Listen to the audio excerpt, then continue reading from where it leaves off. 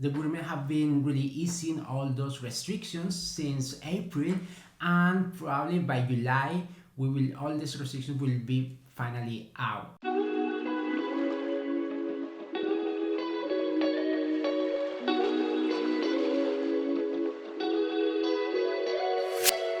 Okay guys, so I really wanted to make this video from a long time ago, since the last video about the my update were very successful. So I'm very sure that you are really wanting to know what are the current situation on Malta as of June 2021. And this is what is going to be this video about, and I'm going to talk about first of all about traveling, and second about the current restriction in Malta in June. And just to give you a glance of it, the government have been really easing all those restrictions since April, and probably by July all these restrictions will be finally out. So there are very good news for Malta right now, and in this video I'm going to talk about exactly those restrictions that are happening inside the country, but also the restrictions that are being easing if you want to travel to Malta as well. So let's start with the traveling actually. So if you want to travel to Malta today, you will be required to do a PCR test or 14 days quarantine. And you need to check also that your country is in the amber list. So I will leave a link below so you can check it. So if your country is not in the amber list, this means that you cannot travel around to Malta.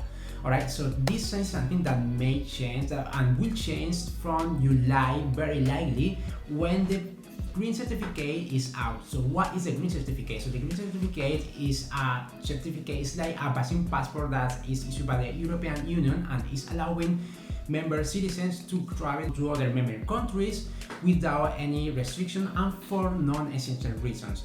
And this is something that each country have the power to adapt, so they can choose whether or not to adapt to it or whether or not to allow. So basically they can choose who they want to allow to travel in the country and who they don't want to allow to travel in the country. It says that Malta is going to be likely to adapting to this new European Union advice, and is going to definitely adapt to the green certificate. And as I said, if you are a citizen from a member country, you will be able to travel around the European Union. But what happens if you are not a citizen of a member country? So in that case, you will also be allowed to travel to the European Union for non-essential reasons. And this is the very big news of this.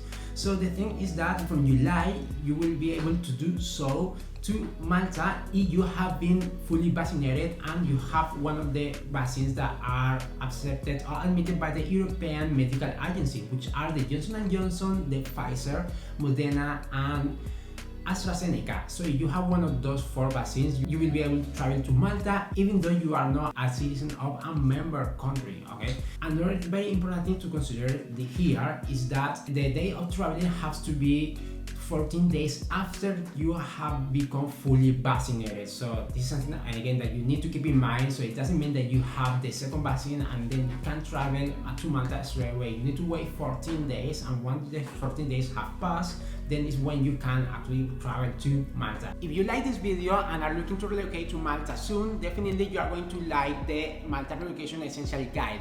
So this guide is not an 80-page ebook, it's simply a 15-page guide that is going to walk you through the right information that you need to know for your research and your decision to move to Malta. Here I cover topics such as the cost of living, job market in Malta, accommodation, everyday life in Malta, activities, and many more. And the best thing of all is that it's going to be for free. The only thing I'm going to ask you in exchange is for your email address, and I promise you I'm not going to send you spam or anything that you don't really want to have in your inbox. So if you are interested in download this free guide, definitely go to the description of this video where I will leave the link right down below. Now let's go back with the video. With that said, let's talk about the country restrictions that have been happening during those days. If you watched my last video about the May updates, you will remember that from 11th of March, there were some restrictions that were imposed inside the country. Like for example, all the restaurants and pubs were forced to shut, except for takeaway and delivery. Okay, so the government have been easing all these restrictions very gradually, and they started doing so from April. So for example, when it comes to the restaurants, they they reopened it actually on 10 May, but initially they were only reopening until 5 p.m. However, from 24 May they were able to reopen again until midnight, and also from 7th of June they will be able to allow 6 people at a time in the table. So until now they were only able to allow 4 people at a time, but from 7th of June they will be able to allow 6 people at a time. Now when it comes to the pubs and bars, those pubs and bars are going to be reopening again 7th of June, and this is a very big announcement actually, because they have finally been scheduled to reopen after 221 days. So this is a very big announcement for those businesses that are into this sector, and they are going to adapt to the same protocols that apply for the restaurants and snack bars. Now let's talk about gyms. So if you are one of those people who like to go to the gym, definitely this is something that is going to be of interest of you. So gyms have been reopened from 24th of May. So if you wanna go to the gym, you definitely can do. However, the classes inside the gym are not allowed yet. So now the non-essential shops were the first one who really reopened, and they were open on April 26th. So all the clothes stores, all the barber shops, and all these non-essential shops were able to reopen since then, and they are still open. So when it comes to the public gathering, if you remember from my last video, I said that this was banned and they were only allowed a gathering of 2 people outside in the street. However, from 26th of April, this was amplified to 4 people, and from 4th of June, it will be amplified to 6 people. So a group of 6 people will be allowed to gather in outside, where it is in the beaches or where it is in the streets. Okay, now let's talk about the face masks, and this is something that many people have been waiting for. So we have been wearing face masks here in Malta since last October. However, from 1st of June, we were able to remove our face mask whenever we were in the beach. So this is something that the public have been asking a lot, especially when it comes to the beach, because Malta is a place that is very, very hot. And wearing a face mask in the beach with all the sun could be very, very hard and very difficult. So they think that you are not going to be forced to wear a face mask in the beach. It means that the government are not going to enforce that. They are only going to recommend to wear face mask in the beach, but they are not going to enforce. But there is one more thing. From July on, when all the vaccine certificates are out, they will start allowing people not wearing masks at all when they are out of streets if they have been fully vaccinated. So that is very important. If they have been fully vaccinated, they won't have to wear a face mask anymore.